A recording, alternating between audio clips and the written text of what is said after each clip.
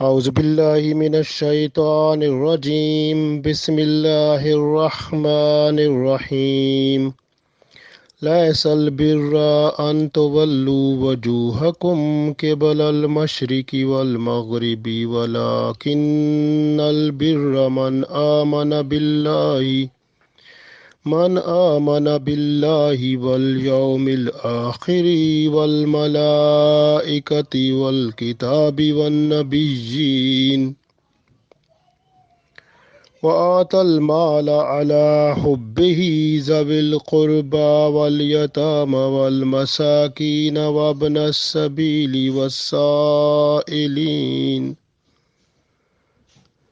والسائلين وفي الرقاب وأقام الصلاة وآتى الزكاة والموفون بعهدهم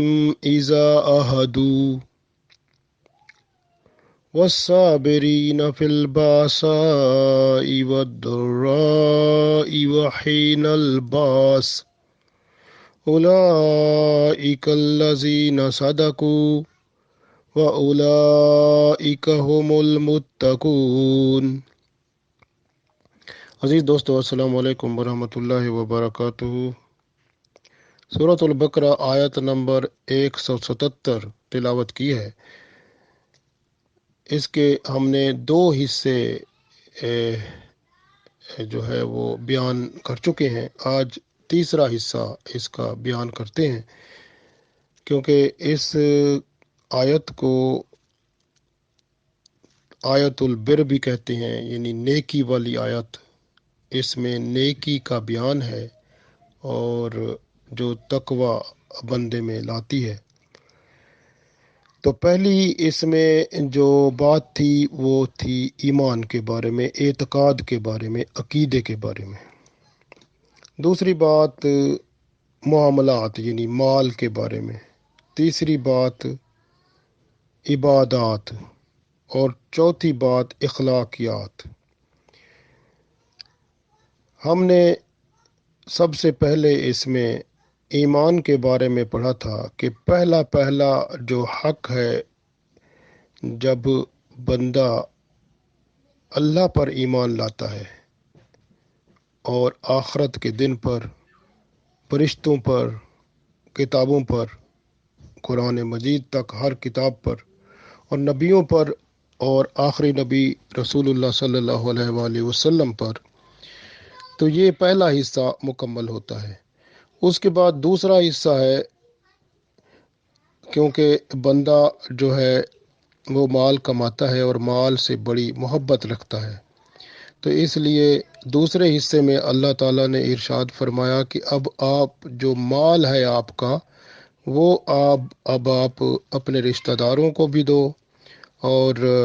یتیموں کو دو، مسکینوں کو دو، اور مسافروں کو دو، اور سوال کرنے والوں کو دو، اور جو گردن چھڑانے میں یعنی کہ غلامی میں اگر کوئی ہیں تو ان کو غلامی سے نجات دلانے میں دو، یعنی غلامی سے آزاد کرانے میں۔ اور آج کل کیونکہ غلامی والا سلسلہ اللہ تعالیٰ کے حکم سے اب آزاد ہو گئے ہیں سب لوگ الحمدللہ۔ رسول پاک صلی اللہ علیہ وسلم کی آمد سے یہ کائنات میں ایک ایسا نظام آیا ہے کہ انسانوں کی خرید و فروخت تقریباً ختم ہو گئی ہے، تو الحمدللہ۔ اور اس وجہ سے اب اس آیت کا یہ حصہ پھر رکاب والا، تو قیدیوں کا، جو قیدی ہیں اور جن پر غلط قسم کے کیس ہیں، مقدمے ہیں، ان کو وہاں سے، اور وہ قید میں ہیں، جیل میں ہیں، تو ان کو آزاد کرانا۔ تیسرا حصہ عبادات کا جو ہے وہ واقام الصلاۃ، اور نماز کو قائم کرو، وآت الزکوٰۃ، اور زکوٰۃ کو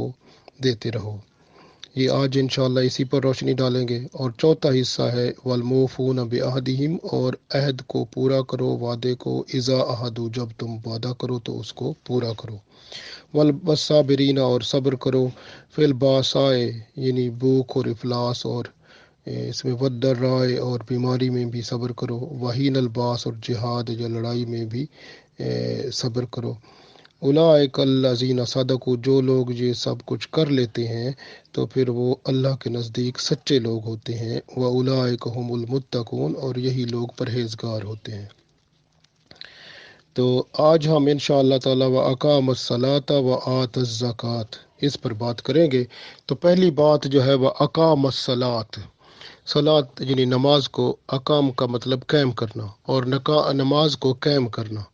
تو پہلی بات جو اس میں عبادات کے سلسلے میں ہے وہ نماز کو قائم کرنا ہے، اس لیے کہ نماز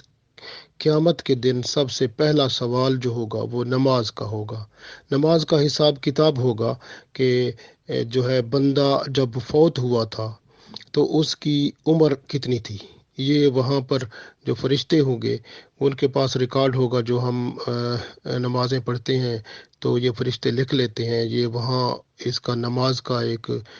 شعبہ بنا ہوا ہے، ڈپارٹمنٹ ہے جو کہ اللہ کے پاس، فرشتوں کے پاس ہے۔ تو یہ وہاں نماز کی رپورٹنگ وہاں کر دیتے ہیں، تو وہ جمع ہو جاتا ہے، اور وہاں پر وہ بندے کا حساب کتاب پورا کہ اس کی کتنی عمر تھی جب یہ فوت ہوا، اور اس کے اوپر کتنی فرض نمازیں تھیں، اور وہ پھر ان کا حساب ہو جاتا ہے۔ اور فرض نمازیں جو تھیں سب کا اتنی، بھئی اس کی نمازیں بنتی تھیں اتنی رکعت، اور اس نے کتنی پڑھی، تو اس میں سے پھر پڑھی ہوئی میں سے کتنی قبول ہوئی، کتنی قبول نہیں ہوئی، تو وہ حساب کتاب ہوتا ہے۔ اس کے علاوہ آپشنل جو نماز جو ہم نے یعنی کہ جو نماز سنتیں پڑھیں یا جو نماز نفل پڑھی اس کا بھی حساب اس میں ہوتا ہے، تو وہ بھی ساتھ لکھا جاتا ہے۔ تو اللہ تعالیٰ بہت مہربان ہے، کیونکہ رسول اللہ صلی اللہ علیہ وسلم کی یہ اللہ تعالیٰ نے صفت عطا فرمائی، رحمت للعالمین ہے، تو آپ رحمت للعالمین کی ہم امت ہیں، تو ہماری نماز میں یہ بھی ہوگا کہ اگر ہمارے فرض جو ہیں وہ کم ہوں گے تو جو سنتیں یا جو قبول شدہ ہوں گی اور عبادت یعنی، تو اس میں سے وہ جگہ فل کی جائے گی، اس کو پر کیا جائے گا۔ اگر ایسا ہو جائے گا تو اللہ کی رحمت سے معاملہ بہتر ہو جائے گا، نہیں تو وہ پھر اس کا عذاب اور مصیبت پڑے گی۔ تو اس لیے جو ہے یہاں پر ہم اپنی زندگی میں دیکھیں کہ جب سے ہم نے ہوش سنبھالا، یعنی جب ہوش سنبھالا، جب بندے کو یہ پتہ چل جاتا ہے کون سی چیز بری ہے، کون سی چیز اچھی ہے، کون سا کیا گناہ ہے، کیا ثواب ہے، بس یہی عمر ہوتی ہے۔ اس وقت قلم چلنا شروع ہو جاتا ہے، یعنی فرشتے جو ہیں وہ لکھنا شروع ہو جاتے ہیں۔ عمر جب بندے کی اتنی ہو، 9 سال ہو، 10 سال ہو، 11 سال ہو، یہ ہر بندے کا اپنا اپنا ذہن ہے۔ کوئی بندہ جو ہے اچھائی برائی کا خیال جو ہے، یا وہ بعض اوقات 10 سال میں کرنا شروع کر دیتا ہے، کوئی بچہ 11 سال میں، کوئی 9 سال میں۔ جتنے عرصے میں بچے کا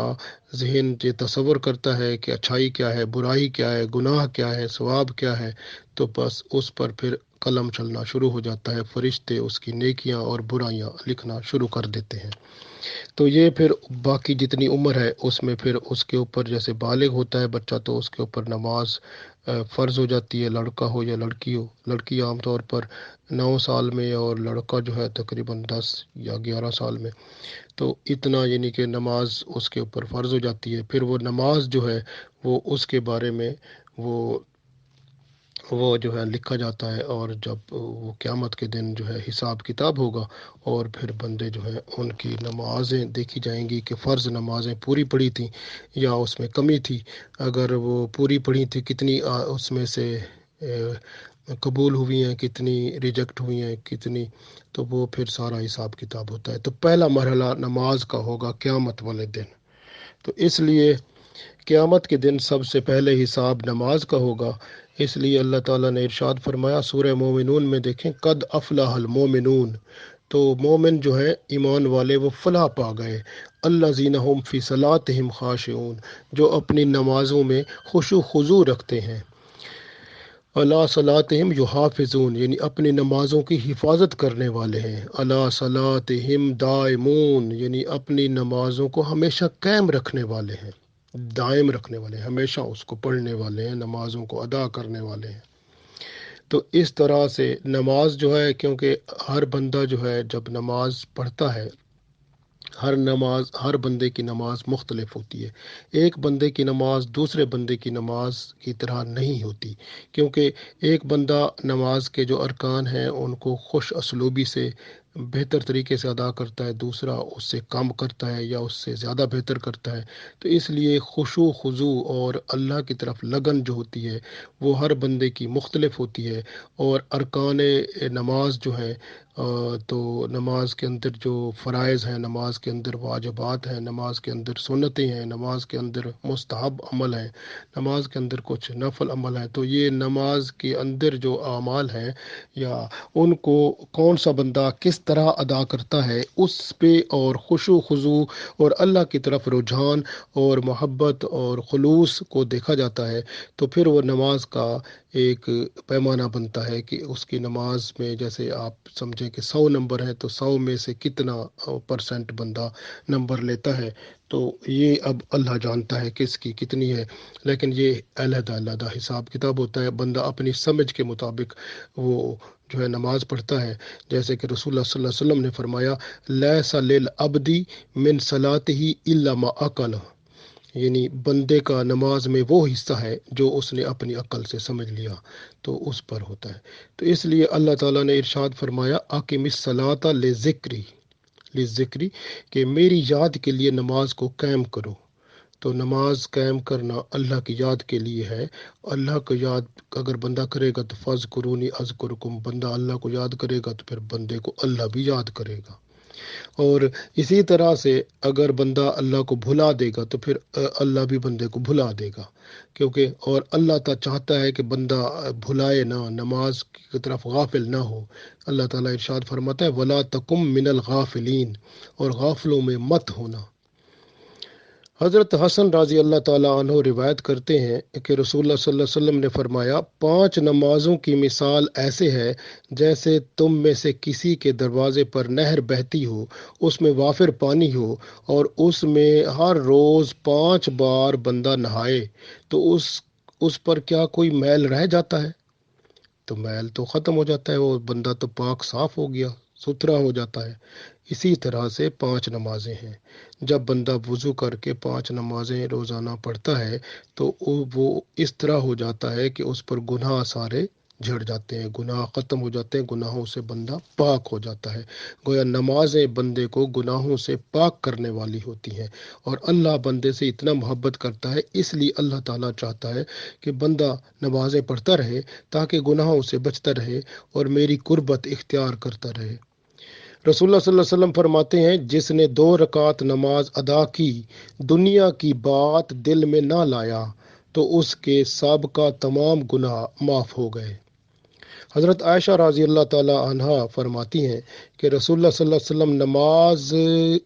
کے وقت ایسے ہو جاتے تھے جیسے ہمیں پہچانتے ہی نہ ہوں، یعنی اللہ تعالیٰ کی عظمت و کبریائی میں اتنے مشغول ہو جاتے تھے کہ ہماری طرف خیال بھی نہیں کرتے تھے۔ یعنی مقصد یہ ہے کہ جب نماز کی اذان ہو جاتی ہے تو اس وقت بندہ ہر چیز چھوڑ کر اللہ کی طرف ہو جائے۔ رسول اللہ صلی اللہ علیہ وسلم بھی ایسے کرتے تھے، اس وقت مخلوق سے تعلق جدا کر لیتے تھے، اللہ کے ساتھ تعلق قائم کر لیتے تھے۔ اگر نماز کا ٹائم ہوا فوراً چھوڑ دیا لوگوں کو، اللہ کی طرف چل پڑے۔ تو آپ صلی اللہ علیہ وسلم کی پہچان یہی ہے، اور ہم نے بھی نماز کو اسی طرح اگر کریں گے، جو ہی نماز کا وقت ہوا چھوڑا سب کو، نماز کی اللہ کی پکار پر، اللہ کے بلانے پر لبیک کہا اور چل پڑے۔ تو ایسا اگر کریں گے تو ہم بھی اللہ کے رسول صلی اللہ علیہ وسلم کی سنت کو اپنائیں گے تو اللہ تعالیٰ کے ہاں اس کا اجر پائیں گے۔ امام حسین رضی اللہ تعالیٰ عنہ کے بیٹے علی رضی اللہ تعالیٰ عنہ جب وضو کرتے تو ان کا رنگ زرد ہو جاتا تھا۔ گھر والے پوچھتے کہ وضو کے وقت آپ رضی اللہ تعالیٰ عنہ کو کیا ہو جاتا ہے؟ وہ فرماتے تم جانتے ہو کہ اب وضو کے بعد میں کس کے سامنے کھڑا ہونے والا ہوں۔ گویا اللہ کی کبریائی ان پر اتنا اثر کرتی کہ وہ ان کا وضو کے وقت رنگ زرد ہو جاتا۔ اللہ کا اتنا خوف رکھتے تھے، اتنا اللہ کی قدر کرتے تھے، اللہ کی طرف ان کا کتنا رجحان تھا۔ یہ سب یہ ہمارے لیے سبق ہے کہ ہمیں بھی اس طرح ہونا چاہیے۔ حضرت عبداللہ بن عباس رضی اللہ تعالیٰ عنہ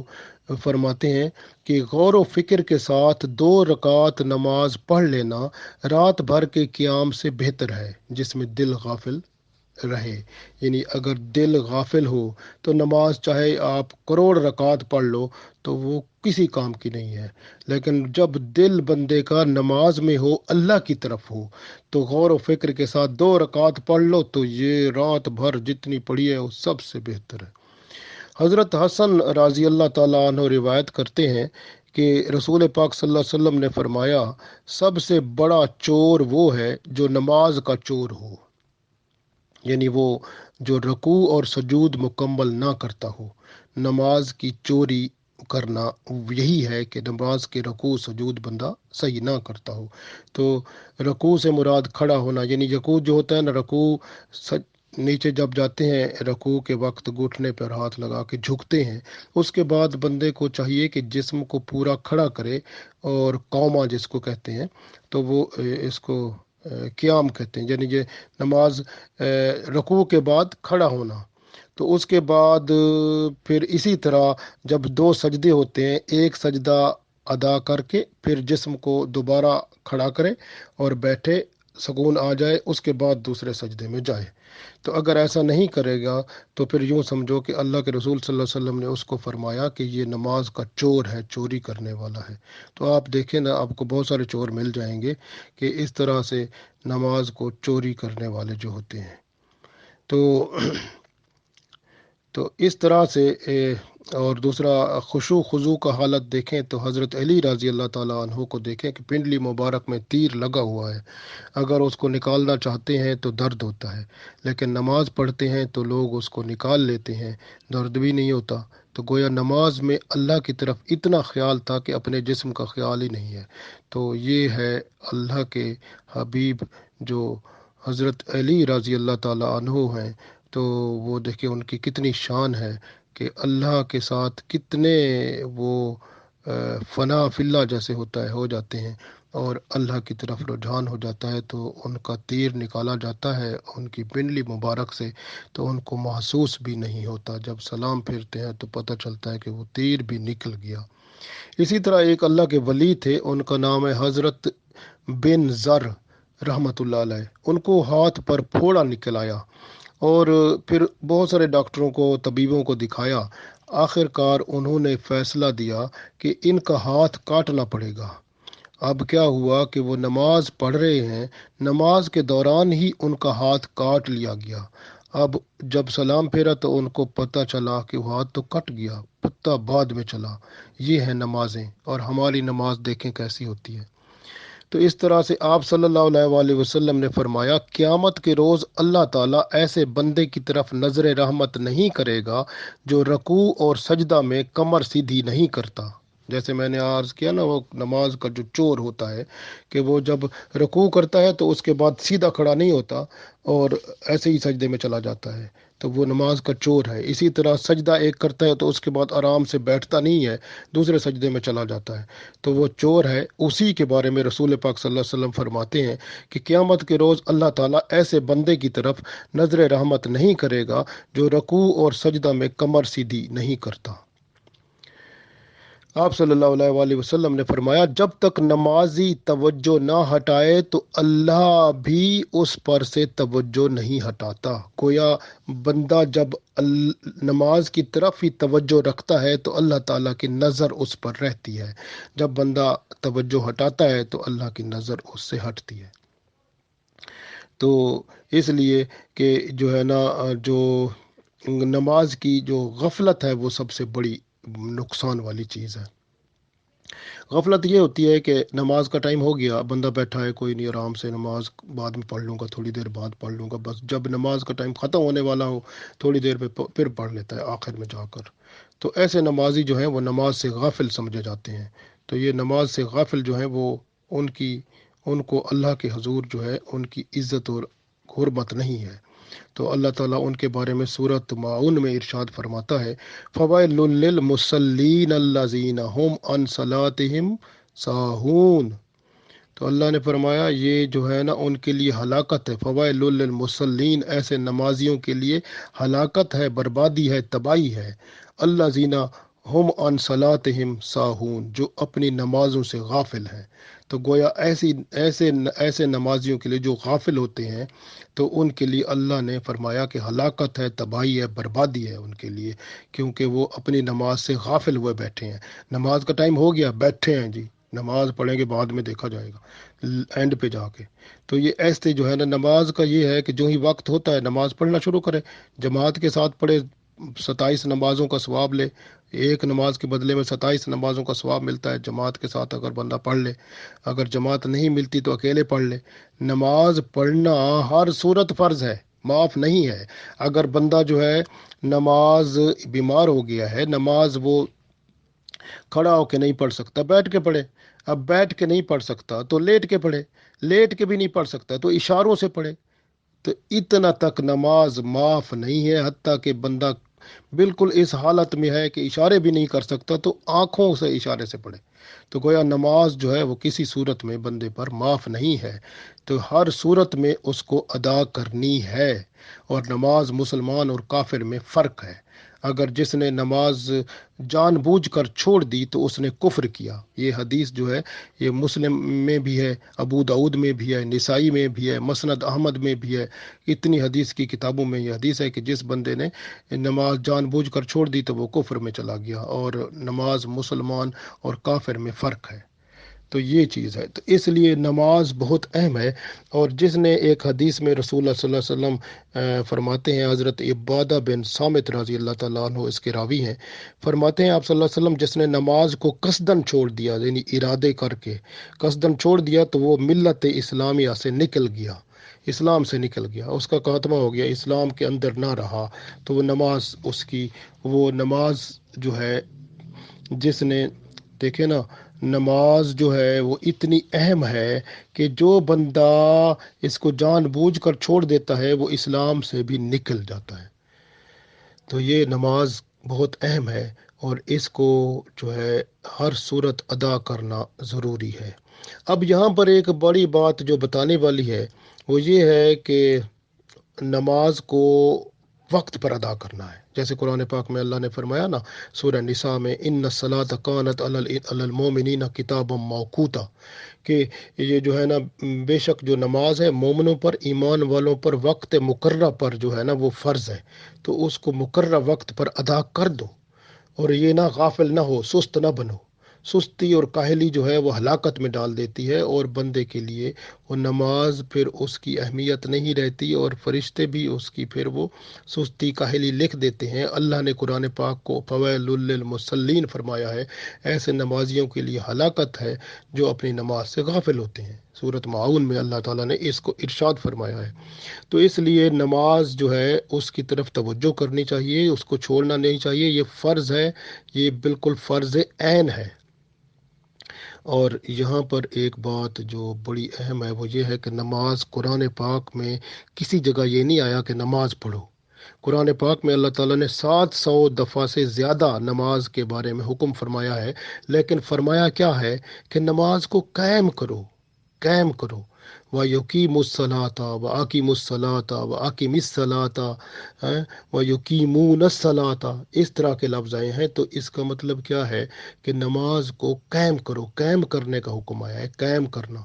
اور نماز کا قائم کرنا بہت اہم ہے۔ قائم کرنا کیا ہوتا ہے؟ آپ دیکھیں نا، جیسے آپ نے مکان بنانا ہے تو ایک دیوار بناتے ہیں نا، اب دیوار بناتے ہیں، دیوار کا پہلے آپ وہ اس کا بیس بنائیں گے، اس کی بنیاد بنائیں گے، تو بنیاد کے اوپر اس کے پھر اور آگے اس کو قائم کریں گے، دیوار کو ایک اینٹ لگائیں گے، دوسری تیسری، پھر اس طرح قائم ہوتی جائے گی تو دیوار قائم ہو جائے گی۔ اب ہم جو نماز پڑھتے ہیں، نماز ایک نماز پڑھی تو اس کے بعد وہ ختم ہو گئی، پھر دوسری نماز آ گئی، پھر وہ پڑھی، وہ ختم ہو گئی، اب قائم تو نہ ہوئی نا۔ قائم کا مطلب ہے وہ نماز جو آپ نے پڑھی ہے اس کو قائم کرو پہلے اپنے پاس، پھر دوسری اس کے ساتھ لگاؤ، ایک اینٹ کے ساتھ دوسری اینٹ لگاؤ، تیسری لگاؤ، اس طرح آپ نے نماز کو قائم کیا ہے۔ قائم کہاں کیا؟ جو بندہ قائم نماز کو کرتا ہے تب وہ نماز کہ وہ نماز کو قائم کرنے والا شمار ہوگا نا۔ تو جب قائم نہیں کرتا وہ تو نماز پڑھی اور ختم۔ نماز پڑھنے کا تو قرآن پاک میں کسی جگہ نہیں لکھا اللہ تعالیٰ نے کہ نماز پڑھو، نماز کو قائم کرو۔ قائم کرنا یہ نہیں ہے، قائم کرنے کا مطلب ہے بلڈ اپ کرنا اس کو، جیسے جو ہے نا یہ بلڈ اپ کرنا، ایک ایک اینٹ لگائی، اس کے بعد دوسری اینٹ، تیسری، قائم یہ ہو رہی ہے کہ پہلی چیز آپ کے پاس موجود ہونی چاہیے، دوسری تبھی قائم رہے گی نا۔ اگر وہ چیز آپ کے پاس پہلی نہیں ہے تو اس کے اوپر آپ قائم کیسے رہیں گی؟ وہ تو ضائع ہو گئی۔ آپ نے ایک نماز پڑھی، وہ ختم ہو گئی، اس کے بعد دوسری نماز پڑھی، پھر وہ بھی ختم ہو گئی، اس کے بعد تیسری، یہ تو نہیں نا۔ نماز یہ ہے کہ ایک وہ قائم نہ ہوئی، قائم ہوگی اس طرح کہ پہلی بھی قائم رہے، پھر دوسری آئے وہ اس کے اوپر قائم ہو جائے، پھر تیسری آئے وہ قائم ہو جائے، پھر چوتھی آئے اس کے اوپر قائم ہو جائے۔ تو یہ نماز کو قائم ہونا بہت اہم ہے۔ قائم نماز کیسے ہوتی ہے؟ اب یہ ہمارے لیے ایک اہم مسئلہ ہے جس کا حل آج نکالتے ہیں، کہ کیونکہ ہر بندے نے یہی کہا کہ نماز پڑھو، نماز پڑھو۔ قرآن پاک میں نہیں ہے کسی جگہ نماز پڑھو، بلکہ نماز کو قائم کرو۔ تو اس لیے جو ہے نا، یعنی تمہارے اب یہ ہے کہ نماز کے اندر سب سے بڑی اہم چیز کیا ہے؟ نماز سے اہم چیز جو ہے وہ سجدہ ہے۔ سجدہ کیا ہوتا ہے؟ بندہ نماز میں جب سجدہ کرتا ہے اس وقت بندہ مٹی سے بنا ہوا ہے اور نیچے مٹی ہے، مٹی کے ساتھ مٹی ہو جاتا ہے، گویا وہ جو ہے جس طرح علامہ اقبال کہتا ہے، مٹا دے اپنی ہستی کو اگر کچھ مرتبہ چاہے، کہ دانہ خاک میں مل کر گلے گلزار ہوتا ہے۔ تو بندہ جب مٹی میں مٹی ہو جاتا ہے تو وہ حالت کیا ہوتی ہے؟ وہ اس کی انتہائی عاجزی کی حالت ہے، اور اس لیے سجدہ جو ہے وہ انتہائی عاجزی کی حالت ظاہر کرتا ہے، جس میں بندہ مٹی سے بنا ہوا مٹی ہی ہو جاتا ہے۔ اس حالت کو اللہ اتنا پسند کرتا ہے، عاجزی کی اس انتہا حالت کو، کہ جس کو معراج المومنین کے لفظ سے یاد کیا جاتا ہے، کہ نماز مومن کی معراج بنتی ہی اس وقت ہے جب سجدہ بندہ کرتا ہے اور اس میں مٹی ہو جاتا ہے، یعنی اتنی عاجزی اس کے اندر کوٹ کوٹ کر بھر جاتی ہے، تب یہ حالت ہوتی ہے۔ اور یہی عاجزی جو بندے کے اندر آ گئی ہے، اب اس عاجزی کو جب نماز پڑھ کے بندہ مسجد سے باہر نکلتا ہے تو وہ عاجزی کو مینٹین کرے، اس کو قائم رکھے۔ اب عاجزی کو قائم رکھے، وہ قائم رکھے، پھر وہ جس طرح عاجزی تھی اس طرح عاجز بن کے باہر رہے، ادھر پھوں پھاں نہ کرے، ادھر اپنے آپ کو تکبر میں نہ ڈالے، ہوا نہ مارے، اور اپنی فخر و غرور تکبر نہ کرے، میں بڑی چیز ہوں، میں یہ ہوں، میں فلاں ہوں۔ تو وہ کچھ بھی اس طرح کی باتیں، ساری چیزیں جو بھی کرے گا، ہوا مارے گا، دوسروں کو حقیر سمجھے گا، وہ تو خود پہلے جس حالت میں نماز اس نے پڑھی ہے، تو وہ حالت عین جو کہ انتہائی عاجزی کی حالت تھی، اس کو اس نے مینٹین کرنا ہے۔ اگر نہ کر سکا تو اس نے نماز کا پہلا حصہ جو قائم کرنے کا تھا وہ چھوڑ دیا، تو اس کی نماز تو قائم نہ ہو سکی۔ تو نماز کو قائم رکھنے کے لیے سب سے پہلی چیز عاجزی ہے۔ عاجزی جو ہے جب بندے کے اندر آئے گی تب ہی وہ نماز کو قائم رکھنے والا بنے گا۔ عاجزی آتی کہاں سے ہے؟ رسول اللہ صلی اللہ علیہ وسلم سے، کیونکہ آپ صلی اللہ علیہ وآلہ وسلم کی حدیث ہے کہ میری مدد کرو کس کے ساتھ؟ سجدوں کے ساتھ۔ تو سجدے کیا ہوتے ہیں؟ یعنی سجدے، نماز زیادہ پڑھو، نفل نماز بھی پڑھو،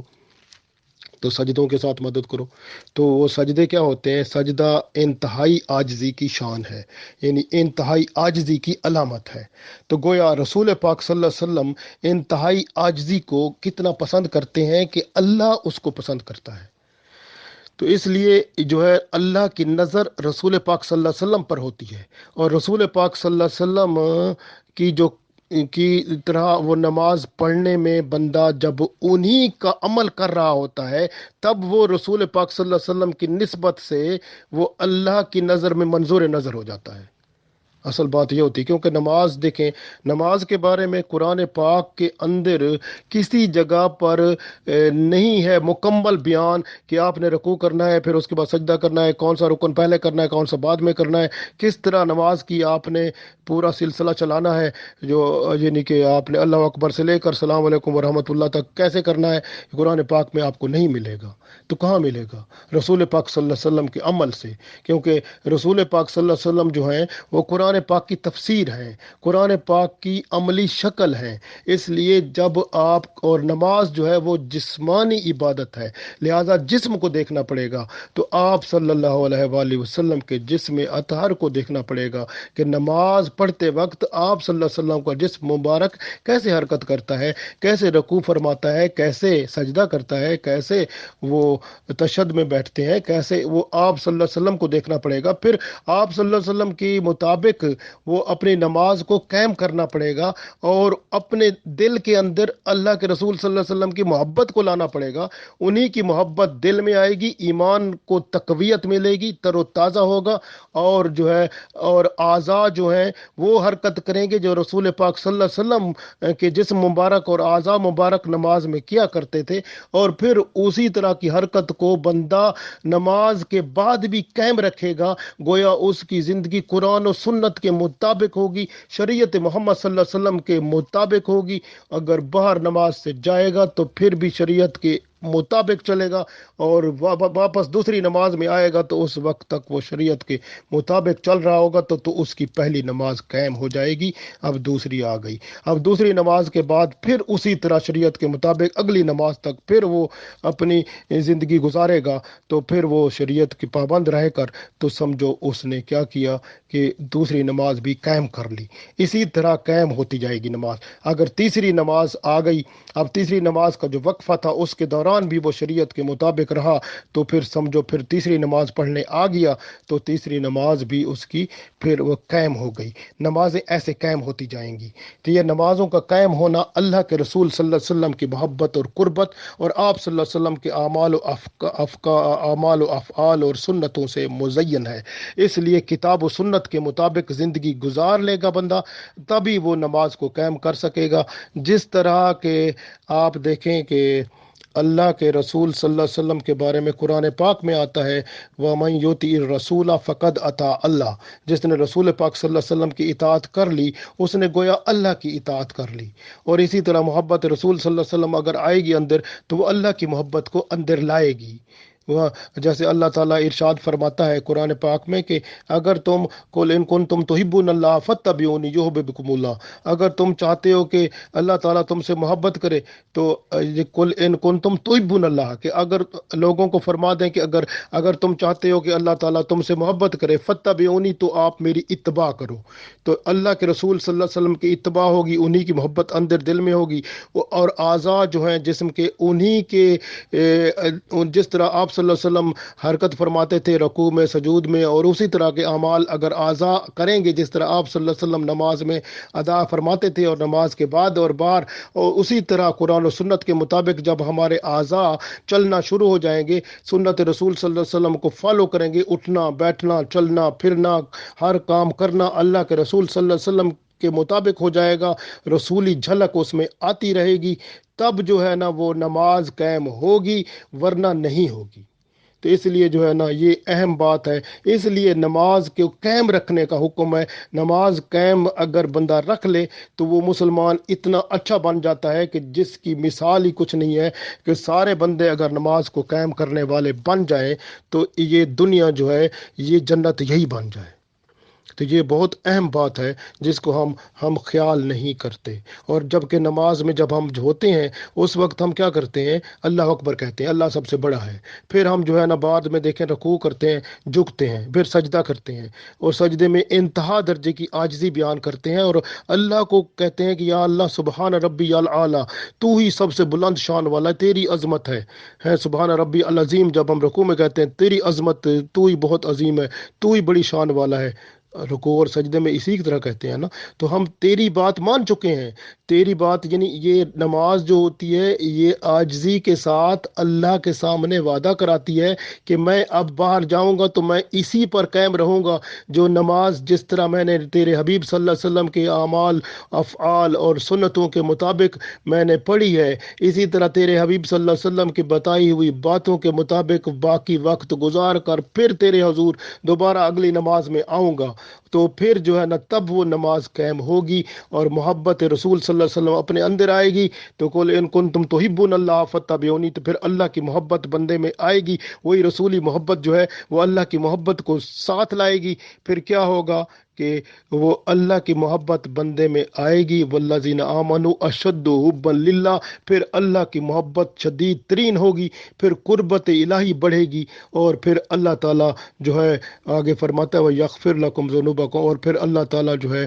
معاف بھی کر دے گا گناہوں کو بھی، تو واللہ غفور الرحیم، پھر اللہ بخشنے والا مہربان جو ہے، پھر اللہ کے کرم ہوتے جائیں گے۔ اس طرح سے نماز قائم ہوتی ہے۔ تو اس لیے نماز کو قائم کریں اور اعمال جو ہے سنت رسول صلی اللہ علیہ وسلم کے مطابق ہوتے رہیں، تب چلنا پھرنا اٹھنا بیٹھنا سارا کام رسولی نظر آئے اور دل ان کی محبت صلی اللہ علیہ وسلم سے لبریز ہو جائے، سمجھ لو نماز قائم ہو گئی ہے۔ اگر نماز قائم ہو گئی تو پھر اس کو مینٹین کرنا ہے، ہر وقت ایسے رہنا ہے، دوسری نماز پھر اس کے اوپر قائم ہوگی۔ جس طرح ایک اینٹ پہ دوسری اینٹ رکھی جاتی ہے، اسی طرح ایک نماز کے بعد دوسری نماز، اسی طرح پھر تیسری نماز، اسی طرح، اور درمیان میں جو وقت ہوتا ہے ایک نماز اور دوسری نماز کے درمیان کا، وہ سمجھیں جیسے ہمارے ہاں سیمنٹ اور مسالہ ہوتا ہے یا گارا ہوتا ہے، جس پر آپ ایک اینٹ کو دوسری اینٹ کے ساتھ جوڑتے ہیں۔ جتنا مسالہ گاڑا ہوگا کہ ایک اینٹ کو دوسری اینٹ سے پکا کرے گا، وہ آپ کا شریعت کے مطابق وقت جو ہے گزارنا ہے، کہ ایک نماز سے دوسری نماز کے درمیان آپ جو وقت گزارتے ہیں وہ آپ اگر عین شریعت کے مطابق گزارتے ہیں بالکل، تو پھر آپ کی ایک اینٹ دوسری اینٹ کے اوپر ایسی پکی فٹ ہو جائے گی کہ وہ اس کو کوئی اٹھا ہی نہیں سکے گا۔ تو جس طرح کہ ایک نماز دوسری نماز کے ساتھ ایسی قائم ہو جائے گی بڑی سٹرانگ طریقے سے، بڑے آسان طریقے سے، بہترین، تو وہ طاقت کوئی بھی لگا کے اس کو ہٹا نہیں سکے گا۔ اور اگر ایسی ہو جائے جس کی نماز، تو اس کی تو موج بن گئی، وہ بغیر حساب کتاب جنت ہے۔ تو یہ بہت بڑی بات ہے، اللہ تعالیٰ کی رحمت اس پر ہو جائے گی، باقی کام اس کے آسان ہو جاتے ہیں۔ تو اس لیے سب سے پہلی بات نماز کی ہوتی ہے، نماز کو آپ اس طرح سے ادا کرو کہ وہ نماز اس کو قائم کرتے جاؤ۔ تو نماز کیونکہ روحانی اور دلی تسکین کا باعث ہے اور رحمت الہی لاتی ہے۔ اللہ تعالیٰ ہمیں نماز کو صحیح قائم کرنے والا بنا دے۔ اس کے بعد ہم دیکھتے ہیں آیت میں دوبارہ اللہ تعالیٰ ارشاد فرماتا ہے، لیس البر ان تولوا وجوہکم قبل المشرق والمغرب ولکن البر من آمن باللہ والیوم الآخر والملائکۃ والکتاب والنبیین وآتى المال على حبہ ذوی القربى والیتامى والمساکین وابن السبیل والسائلین وفی الرقاب واقام الصلاۃ وآت الزکوٰۃ۔ اب اقام الصلاۃ پہ ہم تھوڑی روشنی ڈالی ہے، اب ہم پڑھیں گے وآت الزکوٰۃ، اور زکوٰۃ کو ادا کرنا۔ نماز کیونکہ جسمانی عبادت ہے اور زکوٰۃ جو ہے وہ ہے مالی عبادت۔ مال جو بندہ کماتا ہے نا، اس پہ اس کے اندر سے اللہ کے لیے، اصل میں بات یہی ہے کہ اللہ تعالیٰ بندوں کو سکون میں دیکھنا چاہتے ہیں، آرام میں دیکھنا چاہتے ہیں۔ زکوٰۃ کا پیسہ ہم اللہ کو تھوڑا دیتے ہیں، بندوں کو دیتے ہیں نا، تاکہ بندوں کی کوئی کسی کا بھلا ہو جائے، اس کا کھانا مل جائے، اس کو اس کی ضرورت پوری ہو جائے۔ تو یہ ہم اپنے بندوں کو ہی دیتے ہیں، یہ صرف اللہ کا ایک حکم ہے۔ اللہ کیا چاہتے ہیں کہ بھئی آپس میں ہم محبت پیار سے خلوص سے رہیں، کوئی تکلیف میں نہ رہے، ایک دوسرے کی ضرورت پوری کرتے رہیں۔ تو اللہ تعالیٰ نے اس لیے کہ اس کی زکوٰۃ کو فرض اس لیے قرار دیا کہ بندوں میں جو مال ہوتا ہے نا، لچڑ ہوتا ہے، بندہ مال کو نہیں دیتا کسی کو۔ یہ مال جو ہے نا، جو پیسہ، وہ کہتا ہے مجھے آپ جان لے لو، مجھ سے پیسہ نہ مانگو، ہے نا، اتنا زیادہ ہوتا ہے۔ تو وہ اس لیے اللہ تعالیٰ نے فرض کر دیا کہ یہ پیسہ ایسے تو نہیں نکالے گا نا، چلو اس کو اس طرح کہہ دو کہ تھوڑا پیسہ نکال کے جو غریب ہے نا ان کی مدد کر دو تھوڑی سی، تاکہ وہ بیچارے بھوکے نہ رہیں، ان کو تکلیف نہ ہو، ان کی ضرورتیں پوری ہوتی رہیں۔ تو یہ اللہ تعالیٰ نے ایسا نظام ہمارے لیے کیا ہے کہ آپس میں ہم جو ہے نا ایک دوسرے کا خیال رکھیں اور ایک دوسرے کی زندگی کو بہتر بنائیں۔ ایک بندہ جو ایک دفعہ امیر ہوتا ہے اتنا بڑا، ایک وقت وہ بھی آ سکتا ہے کہ وہی غریب ہو جائے۔ ایک دفعہ ایک بندہ بہت امیر ترین ہو اور دوسری بار کبھی ایسا وقت آ جاتا ہے وہی زکوٰۃ کا مستحق بن جاتا ہے، تو یہ بھی ممکن ہے۔ تو اس لیے بندے کو اللہ کی طرف ہی رجوع کرنا چاہیے کہ جو ہے نا اللہ جو ہے وہ ما تعز من تشاء و تذل من تشاء۔ تو اس لیے زکوٰۃ بہت اہم ہے، اور زکوٰۃ جو ہے وہ ہمیشہ جو ہے وہ بندے کو دینی چاہیے۔ اور زکوٰۃ جو ہے وہ بھی ایک ایسے نہیں ہے، بلکہ زکوٰۃ جو نصاب کا مالک ہوگا اسی کے اوپر ہوگی، اور جو اس کے پاس سیونگ ہوگی سال کے گزر جانے کے بعد 40واں حصہ اس کو دینا پڑے گا۔ اور زکوٰۃ سے مال پاک ہو جاتا ہے، مال یعنی مال جو ہوتا ہے اس کا تزکیہ ہو جاتا ہے، یعنی پاکیزگی اختیار کر لیتا ہے، تو پاک مال جب بندے کے پیٹ میں جاتا ہے، اس سے کوئی چیز خریدیں گے یا کچھ کریں گے تو وہ اس سے بندے کو پھر عبادت کی طرف رغبت ملتی ہے۔ بچے اس کو کھائیں پئیں گے تو وہ اللہ کی طرف رجوع کرنے والے بنیں گے، نہیں تو وہ نافرمان ہو جائیں گے اور پرابلم پیدا ہو جائے گا۔ اس لیے جو ہے نا زکوٰۃ کی بڑی اہمیت ہے، اور زکوٰۃ کو جو ہے نا وہ دینا، اور زکوٰۃ کے بارے میں جیسے کہ قرآن پاک میں وَأَقِیمُوا الصَّلَاةَ وَآتُوا الزَّکَاةَ، یعنی قرآن پاک میں نماز کے قائم کرنے کا جہاں حکم ہے، اس کے فوراً ساتھ ہی زکوٰۃ کے ادا کرنے کا حکم فرمایا گیا ہے۔ اس لیے حضرت ابوبکر صدیق رضی اللہ تعالیٰ عنہ نے جب خلافت سنبھالی تھی، پہلا مسئلہ اسی وقت تھا کہ رسول پاک صلی اللہ علیہ وسلم نے جب دنیا سے رخصت ہوئے تو بہت سارے لوگوں نے زکوٰۃ دینا بند کر دی، اور انہوں نے کہا زکوٰۃ کوئی جرمانہ ہے ہم پہ، زکوٰۃ دینا بند کر دی۔ تو کیا ہوا کہ اور اس وقت وہ کچھ لوگوں نے وہ جو ہے وہ پیغمبری کا دعویٰ کر دیا، جس میں جو ہے تو ایک اس وقت جو ہے پیغمبری کا دعویٰ کرنے والا جو بندہ تھا، تو اس کے لوگ ساتھ ہو گئے، اس نے کہا زکوٰۃ کی کوئی ضرورت نہیں ہے،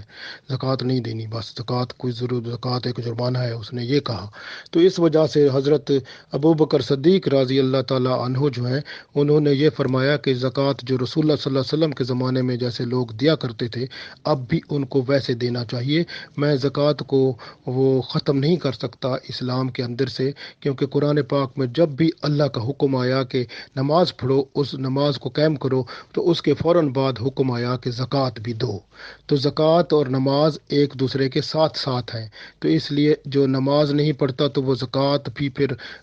اس کا مطلب اگر زکوٰۃ کو چھوڑو گے تو پھر نماز کو بھی چھوڑنا پڑے گا، سارا اسلام ختم ہو جاتا ہے۔ تو اس لیے انہوں نے کہا کہ میں تو اس کے خلاف جہاد کروں گا۔ تو پھر حضرت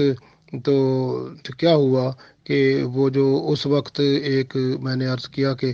ایک جو بندہ تھا جس نے پیغمبری کا دعویٰ کیا تھا، وہ اپنے قبیلے کا بہت بڑا سردار تھا، اس کا نام مسیلمہ تھا۔ تو وہ جو ہے نا اس کو ہم کہتے ہیں مسیلمہ کذاب کا مطلب جھوٹا، تو جھوٹی نبوت کا اس نے دعویٰ کیا، کیونکہ وہ قبیلے کا بڑا سردار تھا، لوگ اس کے قریب آ گئے بہت زیادہ، اور کافی لوگوں نے اس کے ساتھ قربت اختیار کی، اس کو نبی ماننا شروع کر دیا، تو اس کا گروہ جو تھا بہت زیادہ ہو گیا، اور وہ رہتا تھا ادھر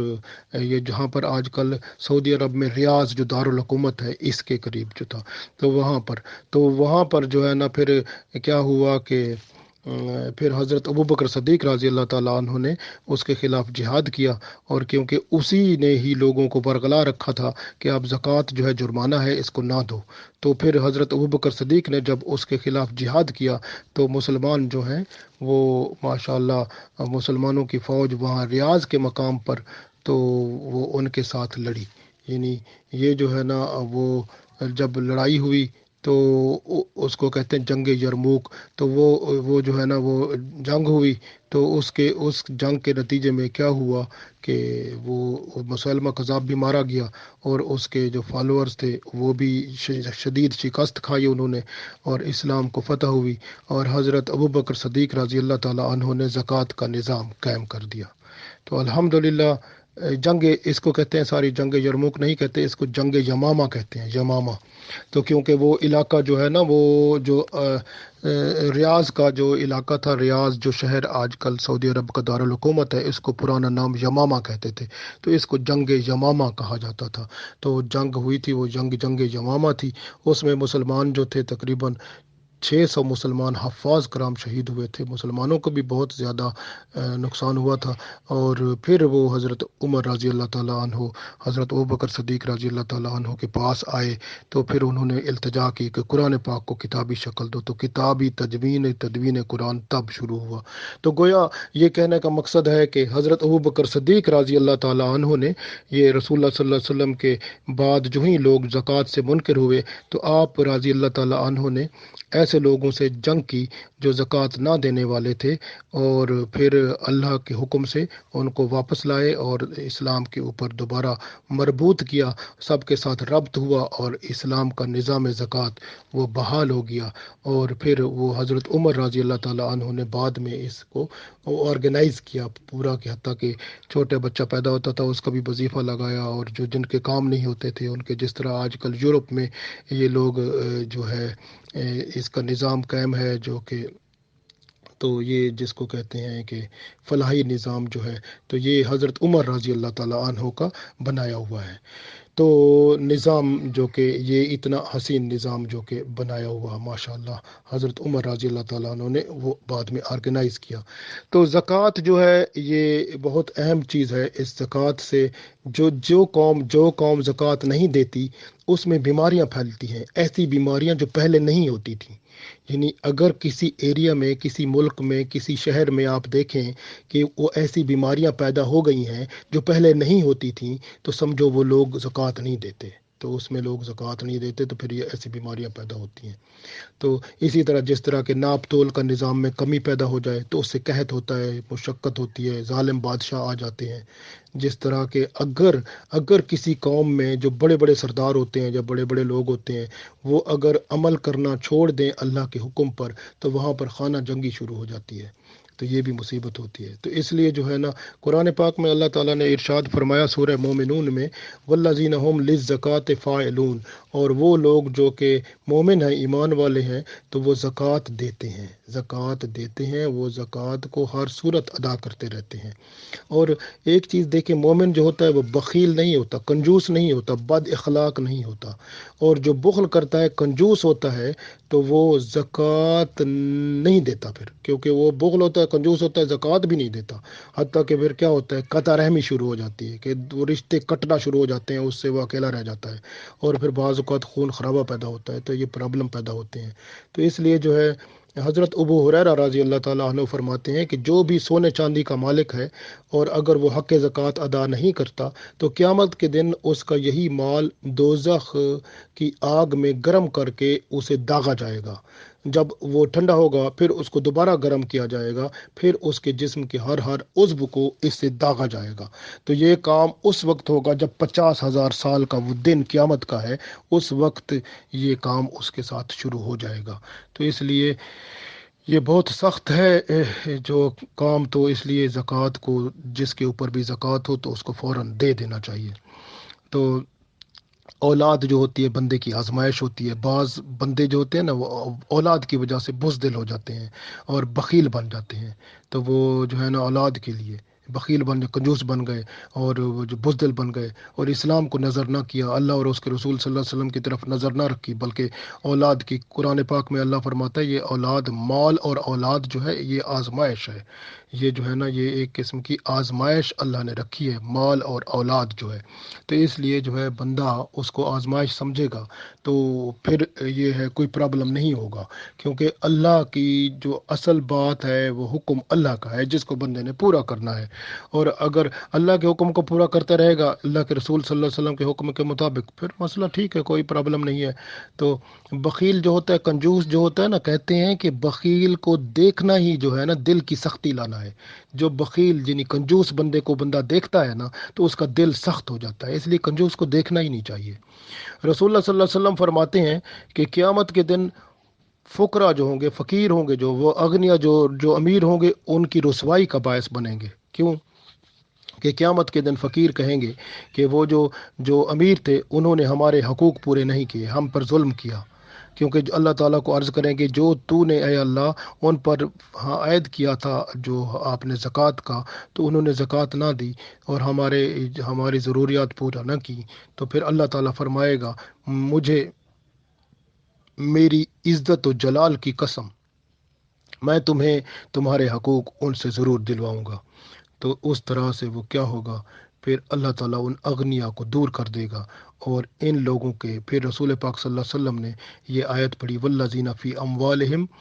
حق معلوم للسائل والمحروم، سورۃ المعارج کی آیت نمبر 25۔ تو فرمایا اور ان کے مالوں میں سوال کرنے والے اور محروم اور مفلس کا مقررہ حق ہے، یعنی وہ جو مال جو امیروں کا ہوتا ہے اس میں سارا انہی کا نہیں ہوتا، بلکہ سوال کرنے والوں کا حق ہوتا ہے، جو محروم ہیں جن کو نہیں مل رہا ان کا حق ہوتا ہے، اور زکوٰۃ دینا ان کا حق ہوتا ہے۔ یہ حقوق اگر پورے نہیں کریں گے تو قیامت کے دن ان کے لیے خیر نہیں ہے۔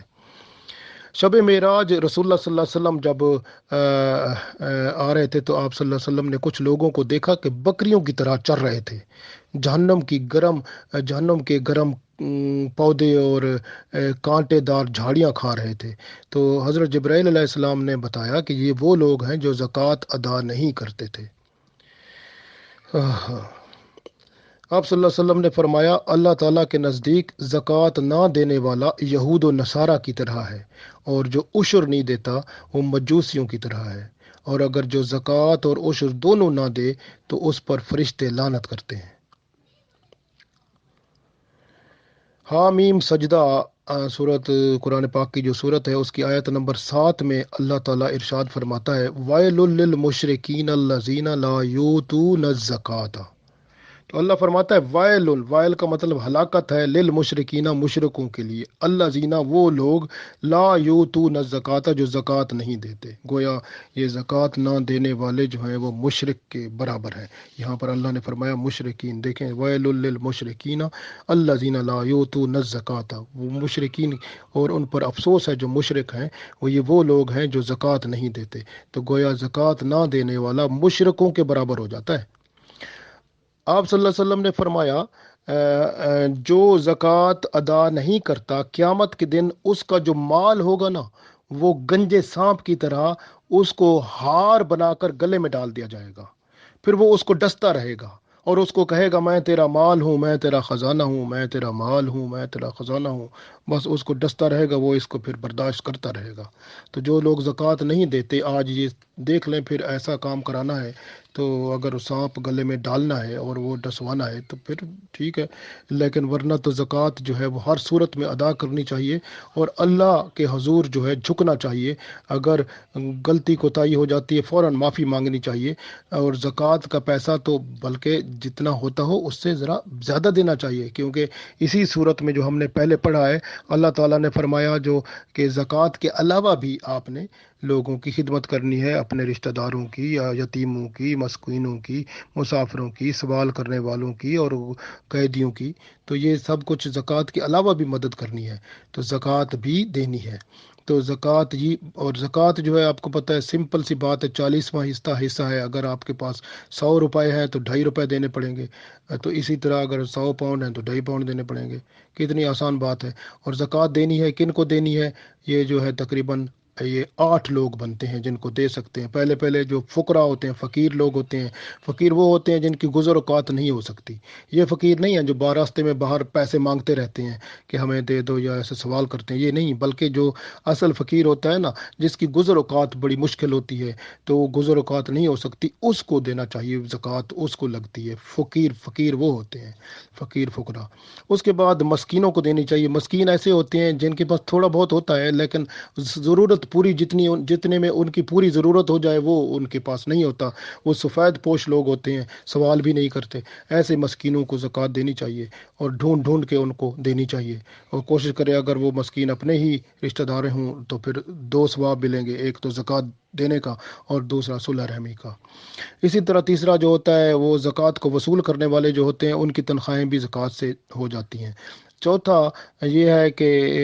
ایسے لوگ جن کا دل اسلام کی طرف راغب ہو اور پھر ان کو بھی زکوٰۃ دیں تاکہ وہ اسلام میں داخل ہو جائیں، زکوٰۃ سے ان کی مدد کی جا سکتی ہے۔ یا بعض اوقات ایسا ہوتا ہے کہ کچھ ایسے لوگ ہوتے ہیں جن کا شر فساد ہے کہ ان سے مسلمان محفوظ نہ رہیں اور ان کو کچھ دینا پڑے گا، منہ میں ڈالنا پڑے گا ان کے، نہیں تو وہ مسلمانوں کو خراب کریں گے، تو پھر ان کو زکوٰۃ کے پیسے سے کچھ دیا جا سکتا ہے، تو وہ بھی اسی میں آتا ہے مؤلفۃ القلوب میں، یعنی کہ تو یہ بات چوتھی بات جو آتی ہے۔ اس کے بعد جو ہے یہ جو اگر کسی قیدی کو یا غلام کو آزاد کرانا ہے یا قیدی کو جو ہے جیل سے چھڑانا ہے تو اس کے لیے بھی زکوٰۃ کا پیسہ استعمال کیا جا سکتا ہے۔ اسی طرح آپ قرض دار ہے بندہ تو وہ قرض ادا کرنے کے لیے زکوٰۃ کا سوال کر سکتا ہے، زکوٰۃ اس کو دی جا سکتی ہے، اتنی زکوٰۃ کی جس سے اس کا قرض ادا ہو جائے۔ تو اسی طرح سے اللہ کی راہ میں بھی زکوٰۃ دی جا سکتی ہے کہ جو اللہ کی راہ میں لڑ رہے ہیں تو ان کی مدد کی جا سکتی ہے، یا مدرسے ہیں ان کی مدد کی جا سکتی ہے، تو اللہ کی راہ میں بھی مدد کی جا سکتی ہے۔ اسی طرح 8ویں بات جو ہے وہ مسافر جو ہے، جو مسافر جس کے پاس وہ جو ہے یعنی پیسے اگر اس کو چوری ہو جاتی ہے تو اس کے پاس خرچہ جو ہے وہ چلانے کا گزارا نہیں ہے تو اس کو بھی مدد کی جا سکتی ہے۔ یا کوئی بندہ سفر میں نکلا ہے لیکن اس کے پیسے رستے میں تھوڑے تھے، وہ ختم ہو گئے، اس نے ایسٹیمیٹ اندازہ لگایا تھا کہ اتنے میں میرا کام ہو جائے گا لیکن وہ کچھ زیادہ خرچہ بن گیا تو اس کو اور ضرورت پڑی تو اس کو بھی زکوٰۃ دی جا سکتی ہے۔ تو زکوٰۃ جو ہے یہ ہر صورت میں دینی ہے، اگر نہیں دیں گے تو مصیبت پڑے گی، جس طرح کہ قرآن پاک میں اللہ نے فرمایا والذین یکنزون الذھب والفضة ولا ينفقونها فی سبیل اللہ فبشرہم بعذاب علیم۔ تو اللہ تعالیٰ ارشاد فرماتا ہے کہ اور جو لوگ سونا چاندی جمع کرتے ہیں اور اللہ تعالیٰ کی راہ میں خرچ نہیں کرتے، زکوٰۃ نہیں دیتے، تو انہیں دردناک عذاب کی خوشخبری دے دو۔ تو یہ مصیبت پھر بندے پہ پڑے گی تو پرابلم پھر ہو جائے گا۔ اس لیے آج کے سبق میں ہم نے پڑھا کہ جو ہے نا نماز کو قائم رکھنا چاہیے اور زکوٰۃ کو دینا چاہیے، ہر صورت میں دینا چاہیے، تاکہ نماز پڑھنے سے ہمارا جسم پاکیزہ ہو جاتا ہے، گناہ جھڑ جاتے ہیں، گناہ ختم ہو جاتے ہیں اور بندہ پاک صاف ہو جاتا ہے، اور زکوٰۃ دینے سے مال پاک صاف ہو جاتا ہے، اور مال پاک صاف جب ہوگا تو وہ پاک صاف کمائی کا مال جب زکوٰۃ دینے کے بعد پاکیزگی اختیار کر لے گا اور اس سے خریدیں گے چیزیں اور جسم میں جائیں گی تو پھر جسم جو ہے وہ اس میں جو طاقت پیدا ہوگی تو اللہ کی قربت، اللہ کی طرف رجحان اور اللہ کے رسول صلی اللہ علیہ وسلم کے ساتھ وہ قربت پیدا کرے گی، اور قرآن و سنت کے مطابق چلنا آسان ہو جائے گا، شریعت پہ عمل کرنا آسان ہو جائے گا، اور یہی اللہ چاہتا ہے، وما خلقت الجن والانس الا لیعبدون، کہ ہم نے جنوں اور انسانوں کو اس لیے پیدا کیا تاکہ عبادت کریں۔ اللہ تعالی ہمیں اپنی عبادت کرنے والا بنائے اور عبادت کی صحیح چاشنی اور لذت عطا فرما کے اپنے ہاں مقربین خاص میں داخل فرمائے، آمین۔